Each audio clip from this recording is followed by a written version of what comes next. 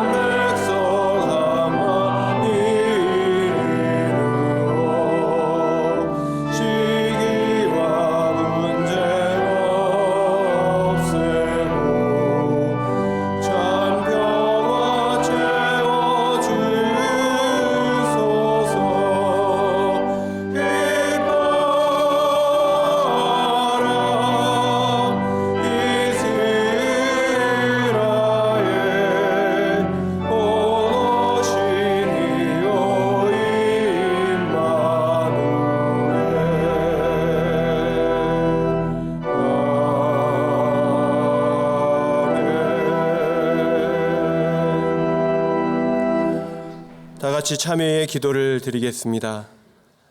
사랑의 하나님, 저희들은 혼란과 어둠의 시기에 고통을 참고 견디는 힘이 없어 넘어지고 인내하지 못한 삶을 살았습니다. 저희들의 연약함을 긍휼히 여겨주시고 생명의 빛으로 오신 주님만을 신뢰하며 끝까지 인내하는 성도의 삶을 살게 하여 주시옵소서. 이제는 하나님께 저희 각자의 죄를 참회하며 계속 기도드립니다.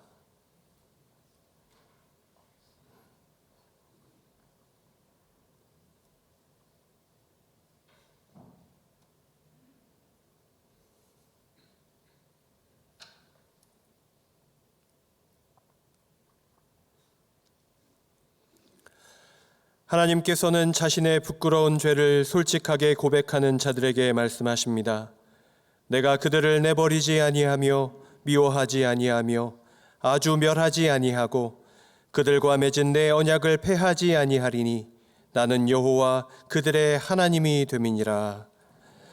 이제 사도신경으로 저희의 신앙을 고백하오니 나는 전능하신 아버지 하나님 천지의 창조주를 믿습니다. 나는 그의 유일하신 아들 우리 주 예수 그리스도를 믿습니다.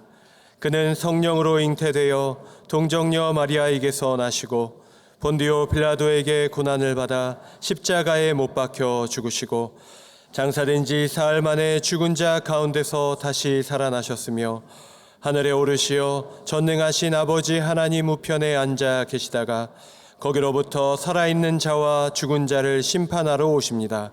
나는 성령을 믿으며 거룩한 공교회와 성도의 교제와 죄를 용서받는 것과 몸의 부활과 영생을 믿습니다. 아멘. 자리에 앉으시기 바랍니다. 다 함께 성시를 교독하겠습니다. 성시는 118번 구주 강림입니다.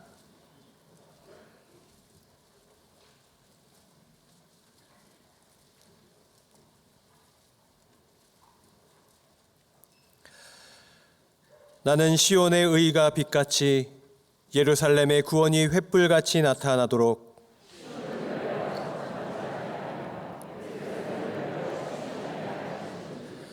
이방 나라들이 내 공의를 묻 왕이 다 내 영광을 볼 것이요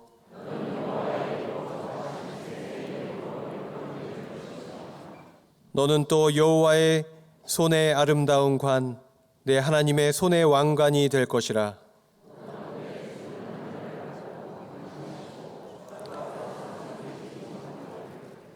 불이 섭을 사르며 불이 물을 끓임갑게 하사 주의 원수들이 주의 이름을 알게 하시며 이방 나라들로 주 앞에서 떨게 하옵소서.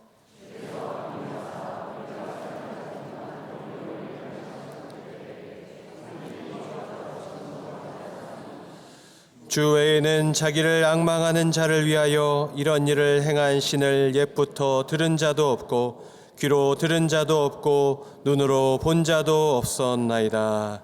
아멘.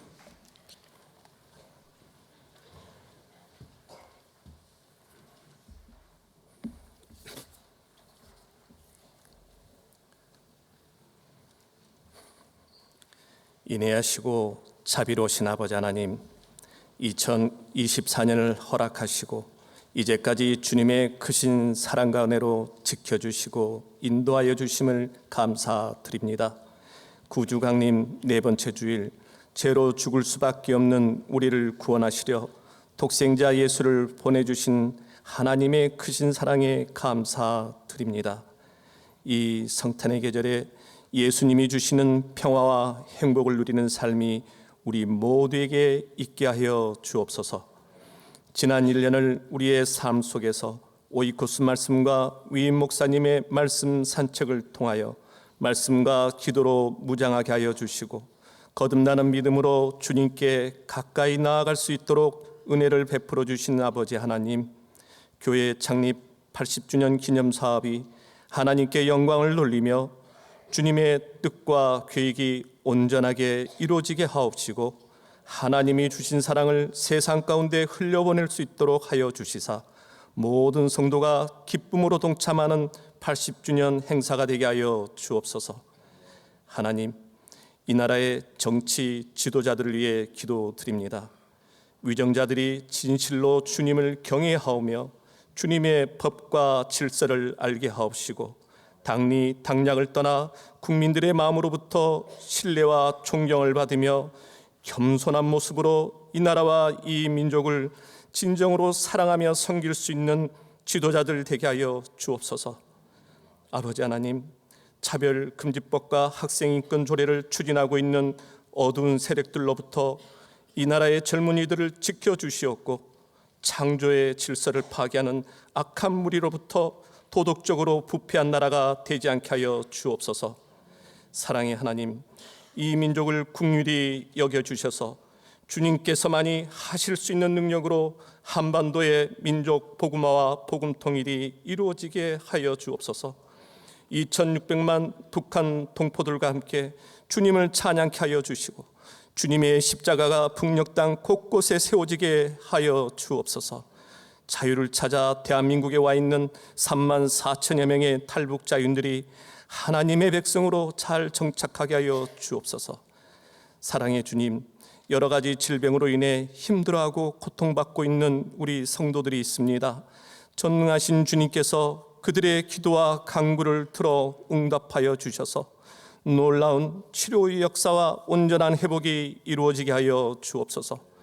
지금 이 순간에도 세계 각지에서 복음을 전하고 계시는 선교사님들의 믿음과 건강과 안전을 지켜주시고 펼쳐나가시는 사역들을 축복하여 주셔서 주님께서 기뻐하시는 복음의 열매들이 풍성하게 맺게 하여 주옵소서.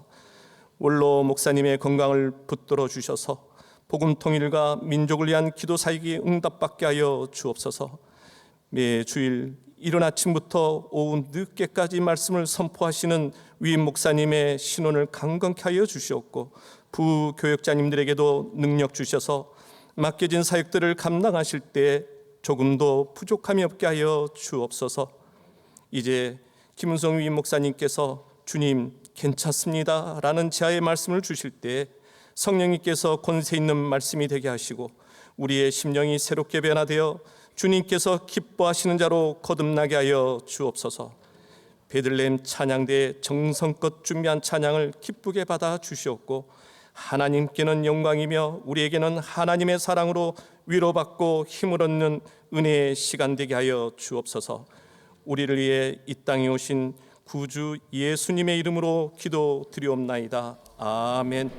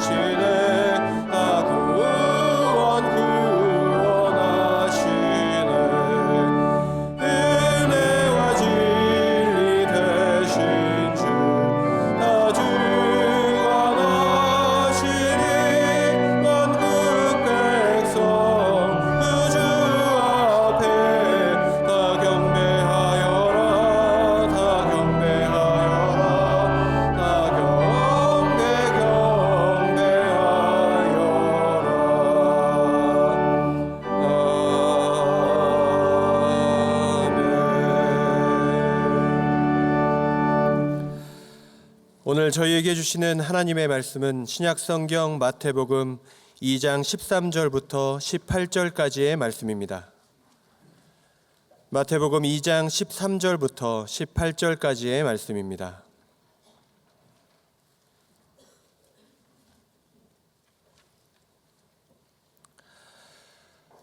하나님의 말씀을 봉독합니다.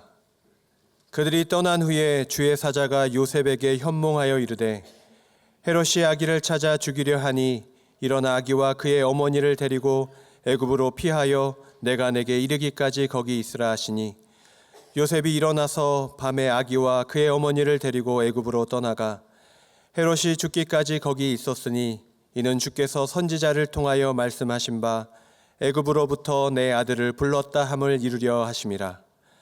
이에 헤롯이 박사들에게 속은 줄 알고 심히 노하여 사람을 보내어 베들레헴과 그 모든 지경 안에 있는 산의 아이를 박사들에게 자세히 알아본 그때를 기준하여 2살부터 그 아래로 다 죽이니 이에 선지자 예레미야를 통하여 말씀하신 바 라마에서 슬퍼하며 크게 통곡하는 소리가 들리니 라헬이 그 자식을 위하여 애곡하는 것이라. 그가 자식이 없으므로 위로 받기를 거절하였도다 함이 이루어졌느니라. 아멘. 하나님께서 이 말씀 통하여 저희에게 은혜 주시기를 원합니다.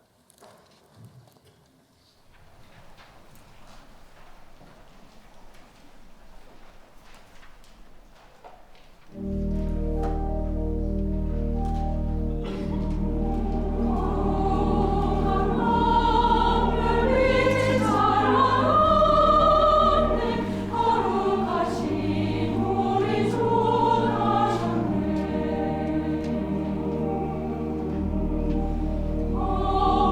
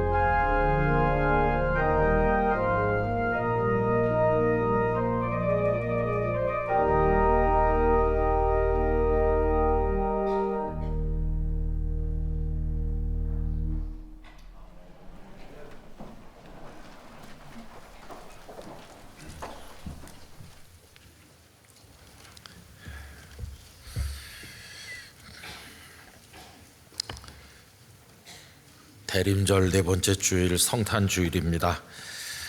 오늘 오후 예배 나오신 여러분들 모두를 하나님께서 복 주시고 또 하나님의 기쁨으로 충만하게 하시기를 기원합니다. 오후 코스 우리가 새벽 기도 때까지 이걸로 계속 했는데 내년에도 같은 방식으로 계속 하고자 합니다. 그래서 묵상 노트를 사이즈를 조금 더 키웠고 색깔을 이번에는 2색깔로 내년에는 3색깔로 만들라는지 조금 더 예쁘게 만들었어요. 여러분들이 다 가지시고 또 경건 생활을 위해서 함께 해주시기를 바랍니다. 올해도 정말 얼마 남지 않았네요. 시간이 얼마나 빠르게 흐르는지. 오늘 넷째 주일 또 마지막 예배 끝까지 오부에 오신 여러분들에게 또 감사도 드리고 내년 한 해도 오부 예배를 많이 사랑해 주시기를 바랍니다. 성경을 읽으면서 이런 상상을 해보았습니다. 예수님께서 십자가에 달려서 고통받고 계실 때 예수님의 어머니 마리아가 그 십자가 밑에 서서 슬프게 울고 계셨을 텐데 그 옆에 어떤 다른 여인이 서서 함께 울면서 이렇게 말한다면 어떨까 생각을 해보았습니다. 하나님, 당신의 아드님이 죽어가고 있습니다. 그런데 아시죠? 제 아들은 벌써 오래전에 죽었답니다. 저희들은 평안하게 살고 있었는데 어느 날 헤롯의 군사들이 덮쳐서 우리 아기를 살해했습니다. 그때는 어떻게 된 일인지 몰랐는데 나중에 알고 보니 당신의 아드님이 왕으로 이 땅에 태어났기 때문에 그래서 애꿎은 우리 베들레헴의 아기들이 죽었다고 하더군요. 당신의 아드님이 세상에 태어나지 않았더라면 우리 아들은 죽지 않았을 것이고 지금 당신의 아드님만큼 나이가 되었을 텐데요. 그런데 당신의 아드님이 왕으로 탄생하셨다고 하는데 왕이 맞기는 맞습니까? 아니 어떤 왕이 저렇게 십자가에 매달려서 죽는답니까? 그러면서 어떤 여인이 말한다면 그런 일이 있을 수도 있지 않았겠나 하는 생각이 들었습니다. 동방의 박사들이 와서 유대인의 왕이 나셨다 하는 이야기를 했을 때 헤롯은 충격을 받았고 그래서 베들레헴의 2살 아래로 남자 아기들을 모조리 다 살해하였습니다. 그때 아기들을 잃은 어머니의 통곡 소리를 우리가 생각해 볼 수 있지 않습니까? 참 예수님의 성탄 사건에서 아쉬운 대목 가운데 하나라고 좁은 소견으로 생각을 해보았습니다. 그러면서 전략적 미스다 하는 생각도 들기도 했는데 여러분 전투를 할 때 보면 폭격기를 동원해서 혹은 헬기를 동원해서 적진을 무력화시키고 그리고 나서 어느 정도 안전해졌을 때 지상 병력을 투입하는 게 일반적인 방식이죠. 그런 논리대로 한다면 하나님께서는 헤롯같이 포악한 왕을 쫓아내야 됩니다. 그를 제거하고 나서 어느 정도 안전이 보장되었을 때 예수님이 탄생하셔야 베들레헴의 갓난아기들이 죽는 일은 없었을 텐데 참 아쉽다 이런 생각을 해보기도 하였습니다. 더군다나 그 아기들이 죽은 것은 천사들의 노래와도 맞지 않는 것입니다. 천사들이 노래하기를 누가복음 2장 14절 지극히 높은 곳에서는 하나님께 영광이요 땅에서는 하나님이 기뻐하시는 사람들 중에 평화라고 말했는데 이게 무슨 평화입니까? 평화와는 정반대의 참상이 베들레헴에서 일어나지 않았습니까? 그래서 참 이상한 일이다 하는 생각을 하게 되는 거죠. 그 아기들의 부모는 하나님이 기뻐하시는 사람이 아니었나 이런 생각을 해보기도 합니다. 또 이런 평화의 문제를 두고 말씀을 읽다 보면 더 어려운 문제에도 봉착하게 되는데 예수님께서 심지어는 이런 말씀까지 하셨죠. 마태복음 10장 34절에 보면 내가 세상에 화평을 주러 온 줄로 생각하지 말라. 화평이 아니요 검을 주러 왔노라. 우리는 예수님을 평화의 왕이라고 생각하는데 예수님은 그걸 주러 오신 게 아니라 오히려 찌르는 검을 주러 오셨다. 이렇게 말씀하신 겁니다. 아닌 게 아니라 예수님 이 땅에 오셨지만 갈등과 대립과 전쟁은 하나도 끝나지 아니하고 계속되고 있습니다. 심지어 예수님께서는 원수가 저 먼데 있는 사람이 아니라 가족일 거라고까지 말씀하셨는데, 마태복음 10장 35절 36절에 보면 내가 온 것은 사람이 그 아버지와 딸이 어머니와 며느리가 시어머니와 불화하게 하려 함이니 사람의 원수가 자기 집안 식구리라, 이렇게까지 말씀을 하셨어요. 그래서 부자지간 모녀지간 그리고 고부간에 원수가 된다. 앞에 두 가지는 아닌 것 같지만 고부간에 원수 되는 건 맞는 것 같아요. 이렇게 생각하는 분들도 여기 계실지 모르겠어요. 예수님은 원수가 가족일 것이라고 이렇게까지 말씀을 하셨다는 겁니다. 그래서 우린 여기서 굉장한 혼돈을 겪게 되는 거죠. 예수님을 믿으면 평화를 누리는 게 맞긴 맞나? 예수님께서 평강의 왕이신 게 맞긴 맞나? 하는 생각을 하게 되는 겁니다.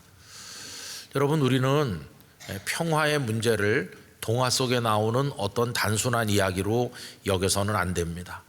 이 평화, 평강, 평안, 이런 주제는 그렇게 값싸게 주어지는 것은 아니라는 것을 알아야 되는 거죠.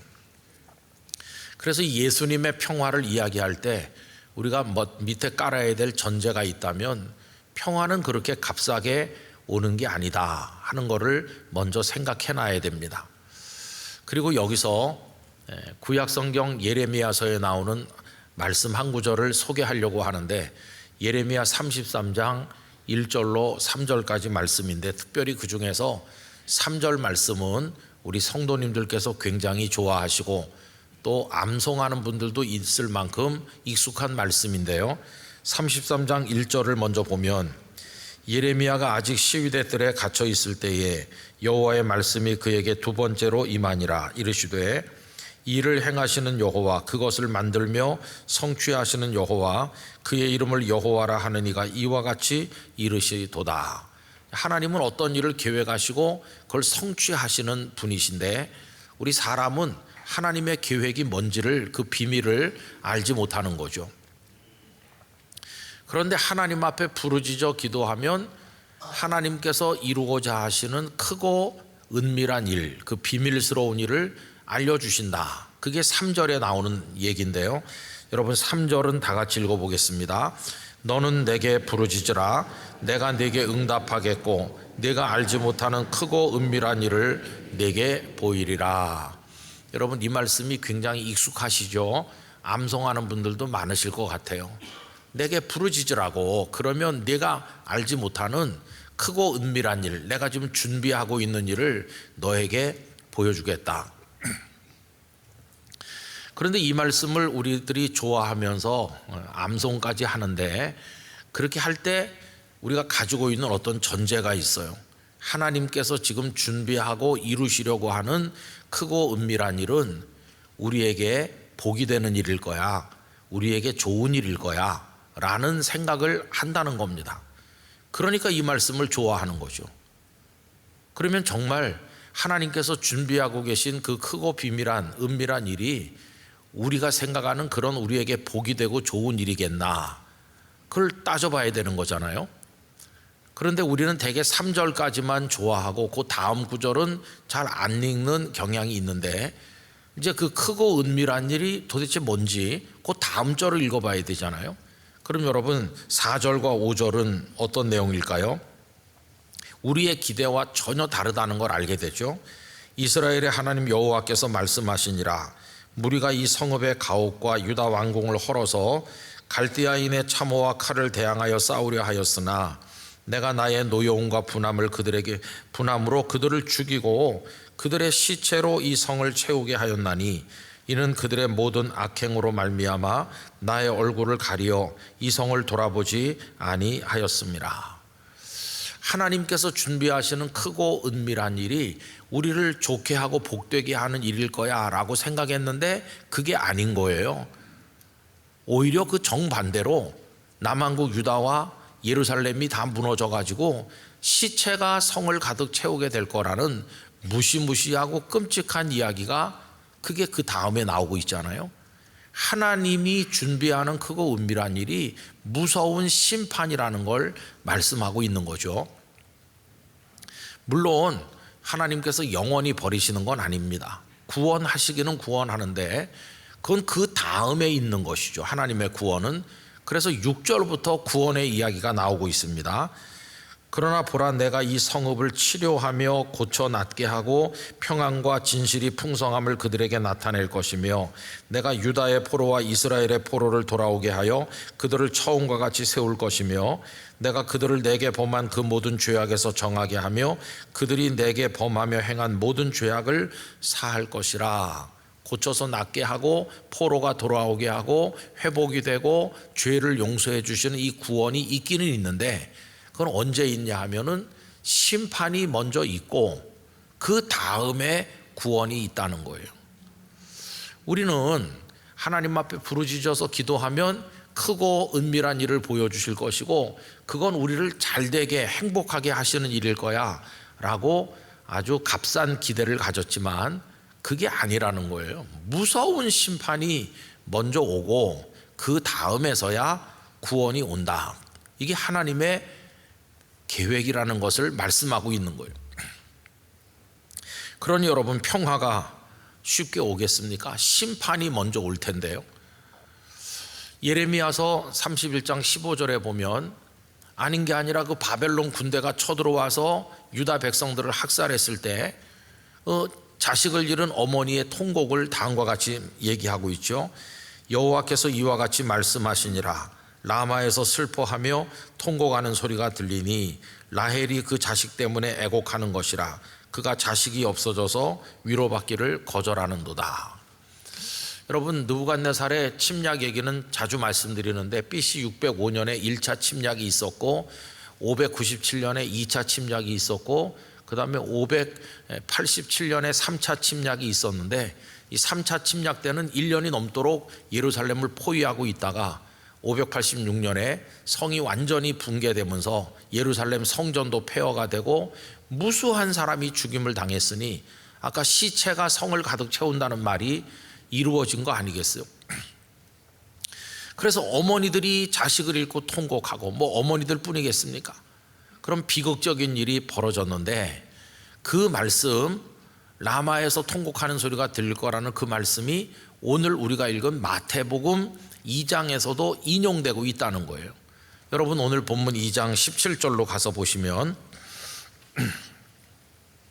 이에 선지자 예레미야를 통하여 말씀하신 바, 예레미야서에서 인용된다 그런 얘기죠. 18절은 그것의 인용입니다. 라마에서 슬퍼하며 크게 통곡하는 소리가 들리니 라헬이 그 자식을 위하여 애곡하는 것이라.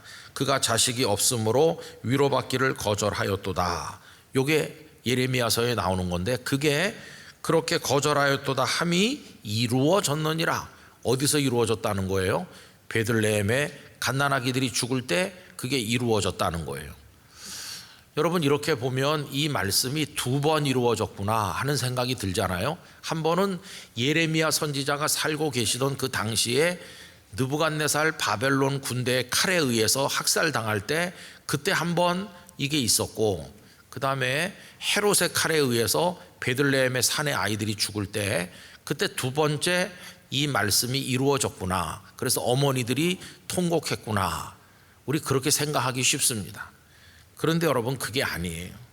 어찌 두 번뿐이겠습니까?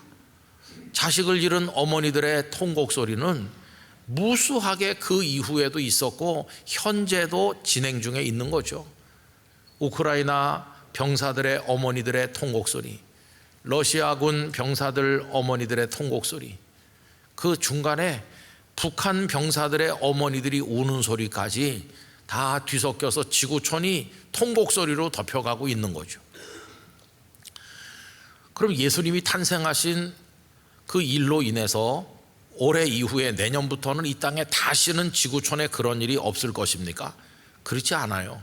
앞으로도 계속해서 이런 일은 비일비재하게 일어날 것이고 결국 베들레헴의 갓난아기들이 죽은 것은 그 무수한 반복적인 비극 속의 하나일 뿐이구나. 하는 것을 우리가 생각하게 된다는 것이에요.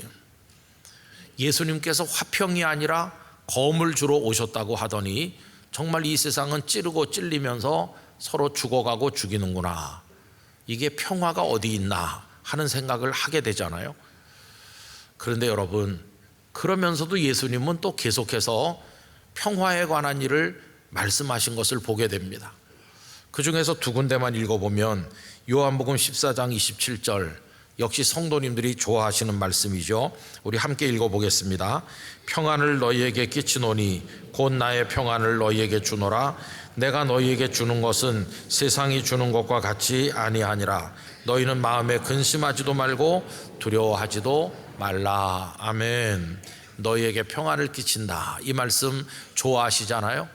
이 말씀이 오늘 오후에 오신 성도님들에게 이루어지시기를 바랍니다. 또 부활하신 예수님은 요한복음 20장 19절에서 이렇게 또 말씀하셨어요. 우리 같이 읽읍시다.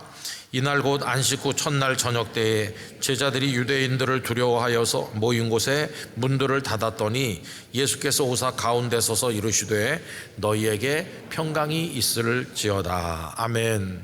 이 말씀 우리에게 이루어지기를 원합니다. 자, 이처럼 예수님은 검을 준다는 말씀도 하셨고 또 동시에 평안을 끼친다는 말씀, 평화에 관한 일도 동시에 말씀하셨어요.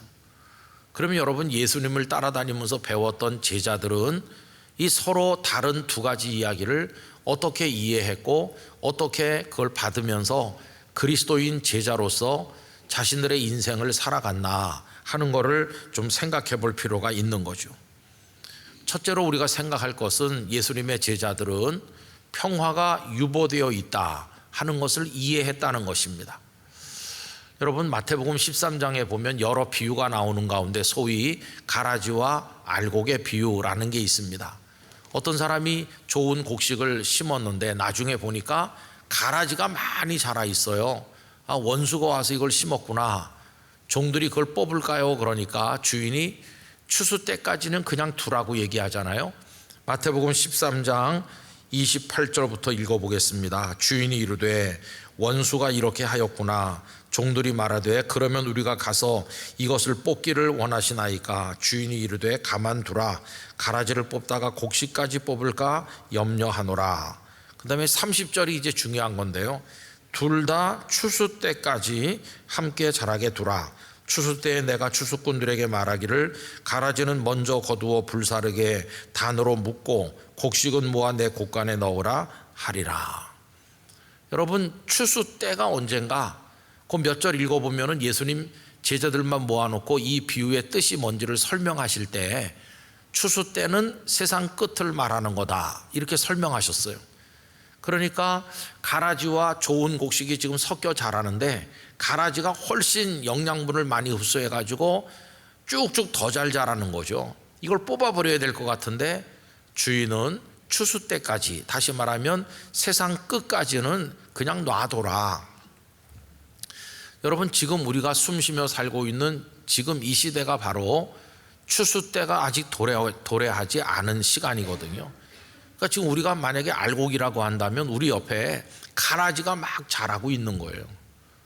생각 같아서는 가라지를 싹 뽑아서 없애면 좋겠는데 그냥 두라고 말씀하셔서 좋은 곡식들이 가라지 때문에 고통받는 것처럼 이 땅에도 그런 일들이 벌어지고 있는 것이고, 지금 이 세상은 거대한 베들레헴과 같은데 헤롯같이 악한 자가 칼춤을 추는 바람에 선량한 아기들이 죽는 것 같이 그런 고통이 이 세상에 지금 진행 중에 있다 하는 거죠. 그러니까 지금 이 세상에는 우리가 생각하는 완벽한 평화, 평안 이런 것들은 존재하지 않는다. 이 평화는 뒤로 미뤄져서 세상 끝까지는 기다려야만 되는 거다. 평화가 유보되었구나 하는 것을 생각하게 되는 거죠. 그러면 제자들은 평화가 유보된 이 어려운 세상에서 어떻게 그리스도인으로 살아갔는가? 여러분, 그들은 예수님에게서 이 두 가지를 다 배운 거죠. 검에 찔리면서 사는 삶, 또 하나는 그러면서도 평안을 맛보는 삶. 이 조화되기 어려운 두 가지를 예수님에게서 발견한 것을 우리가 보게 됩니다. 여러분, 우리가 집에 손님을 모신다고 할 때 그것도 또 그냥 늘 왔다 갔다 하는 그런 친구 정도가 아니고 정말 모시기 힘든 어려운 손님이 우리 집에 온다고 하면 제일 먼저 해야 될 게 뭐겠어요? 그것은 청소일 것입니다. 청소를 하기가 힘들어서 대신방을 못 받는 성도들도 아마 좀 있을 거예요. 그 다음에 청소를 하려면 버리는 게 많이 나와요. 쓰레기를 버려야 청소가 되잖아요. 그런데 청소가 하나도 안 됐어요. 그래서 먹다 남은 음식 찌꺼기도 나뒹굴고 쓰레기가 잔뜩 쌓여있는 집에 그 고귀한 손님이 딱 도착했다고 해보세요. 이 손님은 앉을 데가 없어가지고 그냥 쓰레기 위에 앉는 거예요. 그리고 이게 참 기가 막힌 일 아닙니까? 근데 예수님이 그렇게 오셨습니다. 예수님께서 이 세상에 탄생하시기 전에 이 땅에 오신 손님들 중에 가장 고귀한 손님이 예수님이신데, 예수님이 오시기 전에 이 세상을 청소해라, 헤롯 같은 악당도 치우고 작은 나라를 점령하는 로마 제국 같은 것들도 다 쓸어버리고 부패한 지도자들, 백성을 약탈하는 악한 것들, 하여튼 다양한 악당들을 싹 청소해서 깨끗하게 하고, 그 다음에 예수님이 오셨다면 어떤 일이 있었을까요? 그랬다면 예수님은 비난받고 조롱받고 미움받는 일도 없었을 것이고 십자가를 지시지도 않으셨을 것입니다. 근데 예수님은 청소 안 된 방에 오는 손님처럼 그냥 그것들이 다 그대로 있는 가운데 오셨어요. 그 악한 것들이 풍기는 악취를 그대로 맡으시면서 이 땅에 계시다가 십자가를 지신 거예요.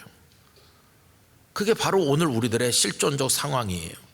우리가 이 땅에 태어나서 살 때 싹 청소된 깨끗한 세상에 태어나는 게 아니라, 태어나 보니 한 나라의 정치, 경제, 사회, 문화, 이 지구촌이 악으로 가득 차 있고 끓는 냄비처럼 부글부글 끓고 있는 거기 우리가 태어나서 사는 거예요. 하나도 청소가 안 됐어요. 예수님께서 우리보다 먼저 그런 삶을 사신 거죠. 근데 중요한 것은 뭐냐 하면, 그렇게 고통받으시면서 더러운 세상에 사셨고 마지막엔 십자가까지 지셨지만, 중요한 것은요, 그럼에도 불구하고 예수님의 마음에는 평화가 있었다는 것이, 이게 역설적 신비인 것이죠. 그걸 상징적으로 보여주는 사건은, 저는 그 갈릴리 바다에 풍랑이 일어났을 때 배가 막 뒤집힐 지경인데도 예수님은 거기서 평안히 주무셨던 바로 그 모습이라고 생각합니다. 풍랑이 일어난다, 배가 요동친다, 이건 검으로 찔리는 고통과 통하는 거잖아요. 그런데도 예수님 거기서 주무신다. 검에 찔리지만 평안히 그분 안에 계시다. 십자가에 달려 죽지만 그분 영혼 속에는 평화가 있다. 이 놀라운 역설적 신비, 그거를 제자들은 보고 배웠다는 거예요. 그래서 제자들도 고난받으면서 많은 시련과 역경 속에 살았지만은 찬송을 잃어버리지 않고 기도하고 감사하면서 마음속 평화를 누리며 살아갔는데, 그것을 상징적으로 보여주는 대표적 인물이 있다면 사도 바울이라고 생각합니다. 바울이 빌립보 감옥에 갇힌 일을 생각해 보세요. 복음을 전도하시다가 많이 맞았어요. 그 맞는 게 그냥 종아리 한두 대 맞는 그런 게 아니고 채찍으로 맞아서 피투성이가 됐을 텐데, 그리고 그거를 다리를 착고에 채워가지고 덜그렁 무쇠 착고가 다리를 채워서 걷기도 힘든, 그래가지고는 감옥에 갔다가 던졌으니 얼마나 아프고 힘들겠어요. 우리는 걷다가 발목만 접질려도 뭐 발이 붓느니 어쩌느니 그러면서 찜질하고 밤에 잠도 잘 못 자고 그럴 텐데, 진통제 먹고 그럴 텐데, 이 바울과 실라는 그 모진 고통 속에 있는 거예요. 그런데도 그날 밤에 일어나서 하나님을 찬송한다, 그리고 기도한다. 이게 뭡니까? 세상이 빼앗을 수 없는 평안. 아까 예수님 말씀하신 나의 평안을 너희에게 끼치노니 세상이 모르는 평안을 너희에게 준다고 할 때, 바로 그 평안이 제자들 마음속에 있었던 것을 우리가 보질 않습니까? 바로 그게, 그 모습이 예수님이 보여주셨고 제자들과 우리 선배들이 보여준 그 모습이 오늘 이 베들레헴이라는 세상에서 헤롯이 칼춤 주는 이 세상에 살아가는 우리 그리스도인들이 터득해야 될 오늘을 살아가는 방식이라는 것을 배워야만 된다는 것이. 그런데 많은 사람들이 이 지구촌 베들레헴에 살면서 헤롯에게 굴복하죠. 헤롯이 너무 무서워서. 그 다음에 어떤 사람은 헤롯이 던지는 달콤한 미끼를 받아먹고 믿음의 변절자가 되어서 주님을 버리는 사람들도 참 많이 있습니다. 근데 주님이 우리에게 원하는 거는 그냥 값싼 평화나 바라면서 따라다니는 걸 원하시는 게 아니라 어금니를 꽉 깨물고 목숨을 건 각오를 가지고 우리에게 주어진 십자가를 지고 따라오라고 하는 거, 그게 예수님의 말씀이거든요. 아까 그 예수님께서 원수가 자기 집안 식구라고 얘기하신 그 바로 다음에 이런 말씀을 하셨어요. 마태복음 10장 37절 이하를 보면, 아버지나 어머니를 나보다 더 사랑하는 자는 내게 합당하지 아니하고. 여러분, 이게 쉬운 말입니까? 부모보다 나를 더 사랑해야 된다는 거죠. 아들이나 딸을 나보다 더 사랑하는 자도 내게 합당하지 아니하며, 또 자기 십자가를 지고 나를 따르지 않는 자도 내게 합당하지 아니하리라. 이거는 평상시에 값싼 평화나 추구하는 사람은 못하는 겁니다. 정말 어금니를 깨물고 목숨을 걸고 주님의 뒤를 따르기로 작정하지 않으면 주님을 믿을 수 없는 그런 상황을 얘기하는 거잖아요. 또 39절에 보면, 자기 목숨을 얻는 자는 잃을 것이요 나를 위하여 자기 목숨을 잃는 자는 얻으리라. 그래서 우리는 값싼 평화, 예수님이 오셨으니 모든 게 다 잘 될 거야, 그냥 동화 속의 평화를 보듯이 우리는 그런 사람이 아니라 이 현실이 얼마나 고통스러운가를 꿰뚫어 보면서, 그러나 이 속에서 검에 찔리면서 우리 아이를 잃어버리는 듯한 고통을 겪으면서 살지만, 그럼에도 불구하고 나는 주님 속에 있는 평안을 누리기를 원합니다 라면서 주님을 따라가는 거예요. 그게 오늘 우리의 신앙이라는 것이. 기쁘다 구주 오셨네 찬송을 많이 부르지만, 그 기쁨이라는 게 그 찬송 부르면 금방 기쁨이 오는 그런 것이 아니라, 그 찬송을 불러도 아프고 찬송을 부르는 동안에도 찔림을 받고 그 찬송을 부르는 동안에도 고통이 심하지만, 그러나 그 예수 그리스도 안에 있는 진정한 평화를 바라보면서 오늘의 어려움을 인내하고 견디며 나가는 바로 그런 모습을 이야기하는 것이죠. 추수 때가 오니까, 세상 끝날 우리에게 완벽한 평화를 주시는 유보된 평화가 우리에게 주어지는 그날이 있을 걸 내다보면서 주님의 뒤를 따라가는 그리스도인의 모습, 그걸 우리가 여기서 볼 수 있다는 것입니다. 예수님의 제자들은 고통 중에도 찬송하고 피 흘리면서도 감사하고 그러면서 따라갔는데, 주님을 바라보면서 거기서 배우고 주님을 바라보면서 견뎌낼 힘을 얻고, 그렇게 해서 믿음의 길을 걸어갔던 것이죠. 언제까지? 추수 때가 올 때까지 그날을 바라보면서 그 모습을 오늘 우리도 배워야만 한다는 것이. 제가 자주 말씀드리는 리차드 범브란트 목사님, 20세기에 살아있는 순교자라고 하는데 14년을 나치와 그 루마니아의 공산당 아래서 고통을 받고 너무 많은 고문을 당하셨고, 그리고 그 중에 여러 해는 비단줄기 들어오지 않는 지하 독방 감옥에서 정말 힘든 나날을 보내셨죠. 근데 그분은 책도 없고 아무것도 없었지만은 그 머릿속으로, 영혼 속으로 묵상하면서 설교도 많이 마음속에 만들고 기도도 많이 드렸는데, 그분이 나중에 석방된 다음에 서방 세계로 나온 다음에 책을 많이 내면서 기도문들도 많이 출판이 됐는데, 그 중에 이런 기도가 있거든요. 주님 천천히 오십시오. 그런 기도인데 이런 내용이에요. 오늘 설교 제목을 이제 거기서 따가지고 온 건데, 주님 괜찮습니다. 정말 괜찮았을까요? 매일같이 얻어맞는 게 뭐가 괜찮나요? 비단줄기 없는 감봉에 혼자 갇혀 있는데 그게 괜찮은 겁니까? 괜찮지 않은 거죠. 그런데도 이분은 주님 괜찮습니다. 견딜만 합니다. 천천히 오십시오. 저보다 더 어려운 형제 자매들에게 먼저 가시고 그들을 위로해 주시고 제게는 나중에 오셔도 됩니다. 당신께서 오실 때까지 견딜 수 있고 그때까지 기다리겠습니다. 무수히 검에 찔리면서 그분은 그 속에서도 괜찮다고, 내 마음의 평화가 아직 무너지지 않았다고 그렇게 기도를 올린 것을 볼 수 있습니다. 여러분, 우리가 사는 이 지구촌, 또 대통령 탄핵과 그 이후에 벌어지는 혼란을 겪고 있는 대한민국 사회, 그리고 한국 교회, 우리 가정, 우리 개인의 삶의 상황이 다 베들레헴과 같아요. 많은 헤롯들이 설쳐대고 있는 그 속에 지금 우리가 위태위태하게 살아가고 있는 것이죠. 그 속에서 어떻게 평화를 지키면서 살 것인가, 빼앗기지 않는 평안을 누리며 살 것인가. 여러분, 우리보다 먼저 가신 그 예수님을 바라보는 것이, 어떤 때는 헤롯을 원망해요. 이 세상에 악한 자들을 원망하고 때로는 하나님도 원망해요. 당신의 아들이 태어나지 않았더라면 내 아들 안 죽었을 텐데, 뭐 그런 식의 원망이 하나님께 향할 때가 왜 없겠어요.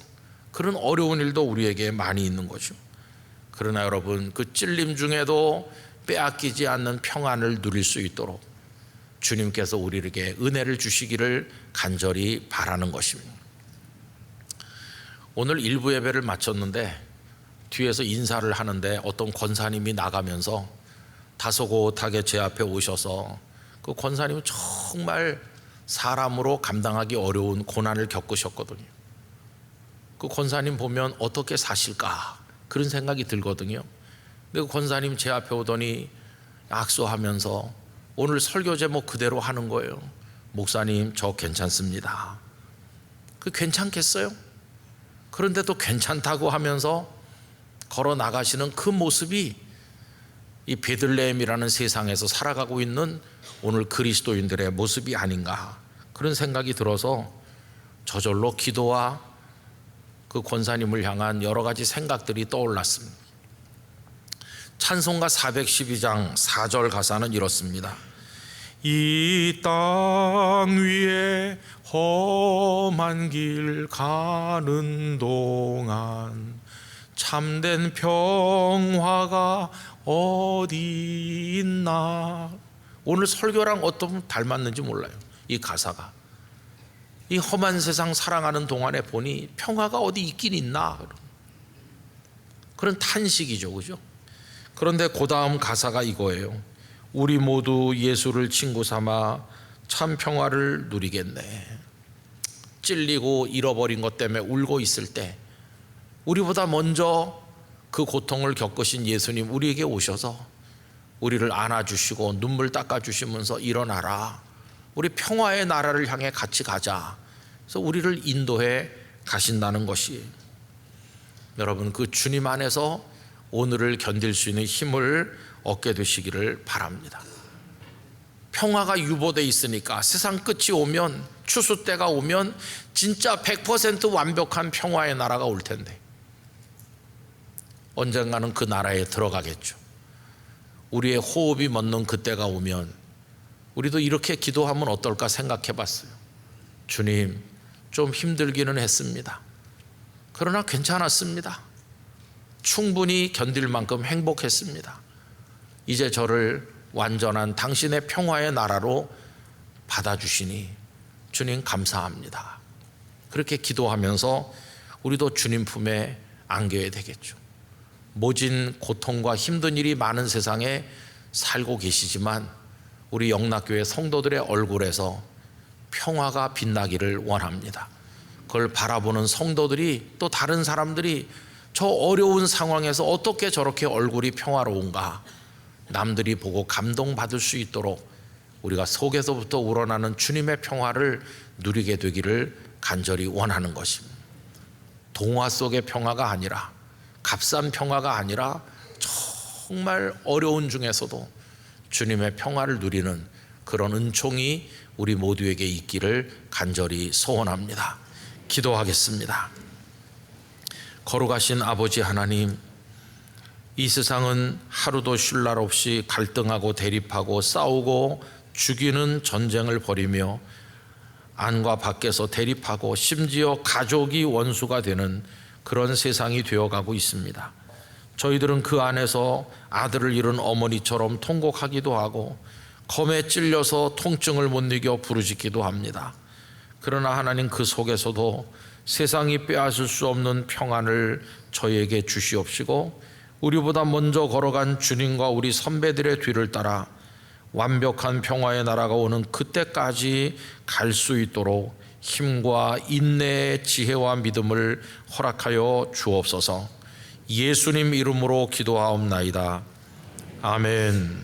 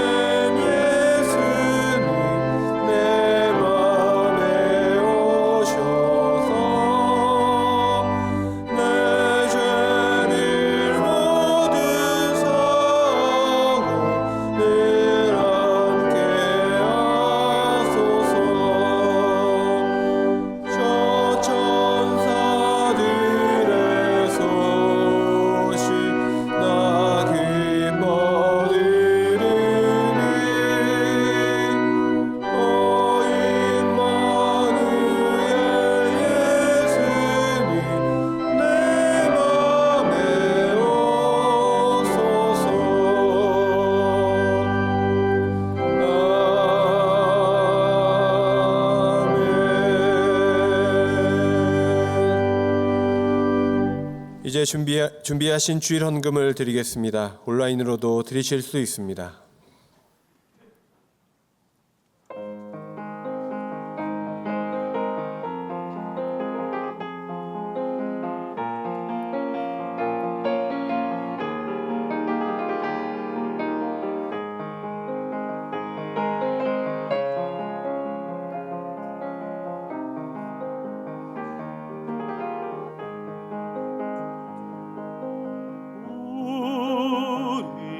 우리의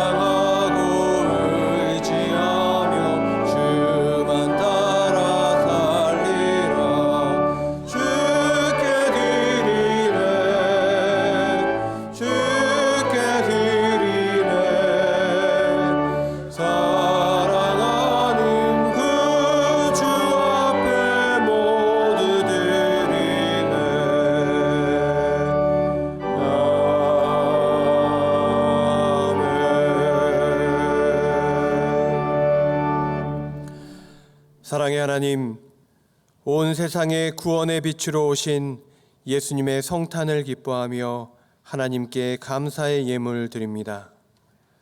하늘 영광 버리시고 낮고 낮은 이 땅에 오신 주님의 크신 은혜를 기억하며 드리오니 복음과 생명이 필요한 곳에 사용하여 주옵소서. 이 예물이 주님의 탄생의 기쁨을 전하는 통로가 되게 하시고 어두운 곳의 소망을, 슬퍼하는 이들에게 위로를 전하게 하옵소서. 우리도 이 땅에 평화와 사랑으로 오신 주님을 본받아 사랑과 섬김의 삶을 살아가게 하옵소서. 예수 그리스도의 이름으로 봉헌기도 드립니다.